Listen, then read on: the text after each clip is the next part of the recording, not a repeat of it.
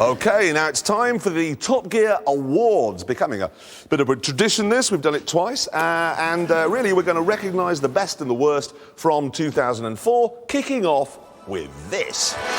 Welcome to the Top Gear Comedy Handling Awards 2004. Our shortlist of finalists has been whittled down to 3, and the Stig will be driving them in a minute. In the meantime, your hosts, me and James. Now, for the purposes of this very scientific test, we're going to use the hammerhead on our test track. Here's a very rough representation of it. Our expert driver is going to enter here like this. Now, we've got comedy handling cars here. A number of things may happen. We could have a bit of understeer. The car might go straight ahead when it should go around a bend. We could have understeer here. We could have lift-off oversteer so that a car tries to spin. We could have cars running wide here, killing the cameraman. Who knows? Let's find out. Just before we start though, here's a Lotus Exige to show you how good cornering should be done. Here it comes into the hammerhead. And here it is staying nice and tight between the lines, and it changes direction beautifully. Right, that's the bar set. Let's smash straight into it. And now, at number 3, it's the Toyota Prius that Jeremy tested earlier. Now remember, it should stay within the white oh dear. That's spectacularly bad. It's not going right at all. The green car, then, not doing very well. The problem here, we reckon, are its special eco-friendly tyres, which actually have very little grip. That was a good comedy car. Now, at number 2, it's the Malaysian entry, the Perodua Kenari. Tall, boxy and with skinny tyres, this shows great promise for hopeless handling. I'm not expecting much. No, it's a bit like cornering, I don't know, an office chair. Oh, that doesn't feel brilliant. It's oversteering! We love it, and he's recovered, yes! That wasn't handling at all, that was his chaos. Fantastic! Oversteer and understeer all in one small package here. Now, can anything beat that? Well, yes, we think so, because it's time for the smart city car. Like the Kenari, it's tall and skinny tyred. And this is probably the bravest thing the Stig has ever done. Here we go.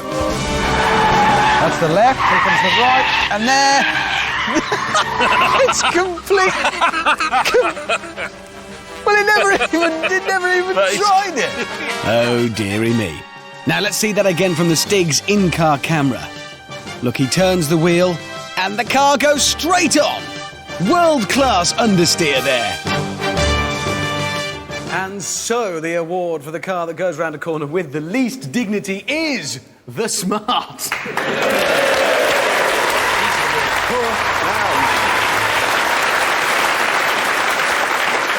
Now, the surprise of the year. This is awarded to the car that was much, much better than we were expecting it to be. And the nominations are the Ariel Atom, which you'll be able to see in our Boxing Day show, the Ferrari 612, which we'll be featuring next week, and the Vauxhall Monaro. The Atom surprised us because it's so fast it can totally destroy your face. The Vauxhall surprised us because it's a Vauxhall you'd actually want to buy.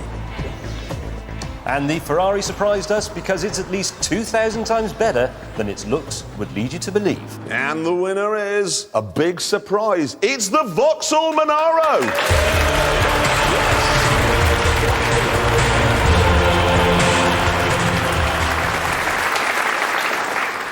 Now, elsewhere in the world, awards are awarded to reward excellence. But here, on the Top Gear Awards, we like to award an award that rewards a car that we found particularly unrewarding in 2004. This isn't quite right, I'm sorry. Mate, no.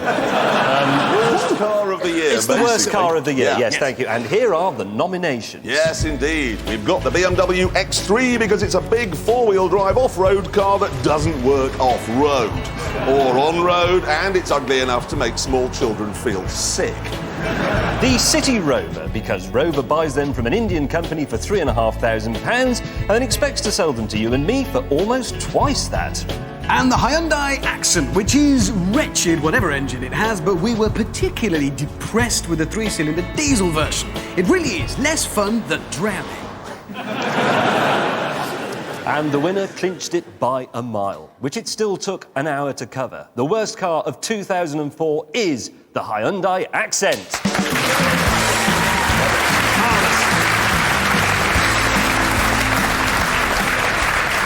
Now, the best engine noise we heard on our track in 2004. We liked the sound of the Mercedes SLR. We liked the sound of the Porsche Carrera GT. But the winner is this.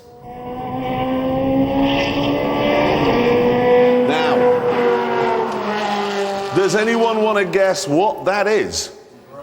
It's a Ferrari straight away. Who said that? Well done you, sir. That was a Ferrari. That was specifically the Ferrari 360 Challenge Stradale. Best engine sound of the year. OK, the next award is for Britain's biggest anorak, and it's him. OK, we move on now to the Top Gear Clot of the Year award. The winner will receive this prestigious golden cock. It's for the presenter that's made the biggest mess of things, and we'll kick off with James. Yes, I think this will be the CityRover secret film. You may remember we weren't allowed to drive the CityRover. Rover wouldn't lend us one, so we went to a dealership. I was disguised with a camera hidden in my tie. I went in, I filmed it, I came out, and I said to the director, that is going to be brilliant. Here's what we saw. Here's me going in, and that's what I filmed with my tie. It's the ceiling. So this is the CityRover. No, it was a fluorescent light. You can stop laughing. Why don't you tell them what you did? Well, no. You see, I turned up to film the car in the usual way, and the director said, hello, good morning. Have you got everything? And checked. Have you got the right clothes? Yes, I've got those. Have you got the script? Yes, I've got that with me. And have you got your silly hair stuff? Oh, yes. Right. Where's the car? Forgot that. Hadn't brought the car. We were left it at home in Gloucestershire. Poor. Yes, very poor indeed, but I fear mine may be worse, because you may have seen the Land Rover Discovery film recently, drove it to the top of a mountain in Scotland. We used a helicopter to get the last couple of shots, and I said to the pilot, look, I've really got to get home tonight. Can you fly me to Glasgow Airport? And I said to the director and the crew, can you drive the car back down the mountain? No problem, got in a helicopter, fell asleep, woke up an hour later. Of course, I did give them the keys. So, really, if you want a Land Rover Discovery, there's one at the top of a mountain in Scotland being guarded by 5 skeletons. Now, this is an audience decision here, so hands up everyone who think James should win for his lousy camera work. Anyone? There's one, there's a handful there. And thanks. Richard for forgetting to take a car to a shoot. Hands up there. I think I can see which way this is going to go. Who thinks it's Jeremy? Everybody! I'd like to say this to you. I am the golden cock. You are a worthy winner of that. Well done. I am the golden cock. Right. Yes, he is. OK, the next award is... The All Things Considered Award.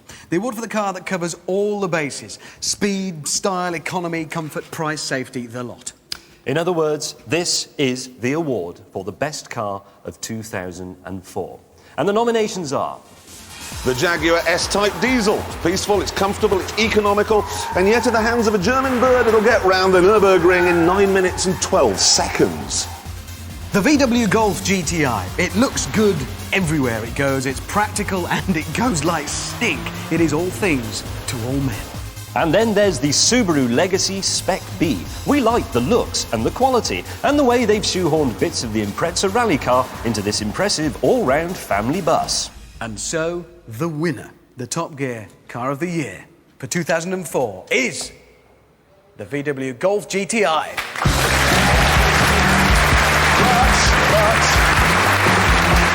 But that is not the end of proceedings, because while the Golf is a very worthy car, it wasn't our favourite car from 2004. No. That's why we decided to have a new award for the car which, money no object, we would most like to own. These are the nominations. The Ferrari Enzo. It came here and in the hands of our stick, it just blitzed our track. It is easily the fastest supercar, and that, surely, is the point of supercars. Then there was the Aston Martin DB9, which was certainly the best looking car of 2004 and probably the best looking car from all of time. But it's also icy cool and as quick as hell.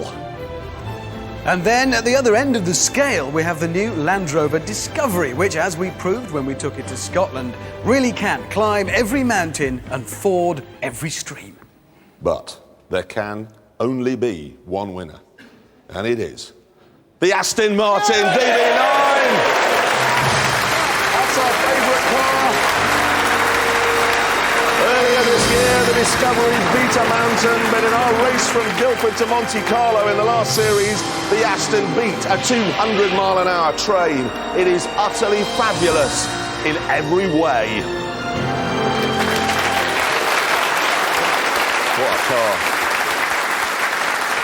Now, that's the end of the awards.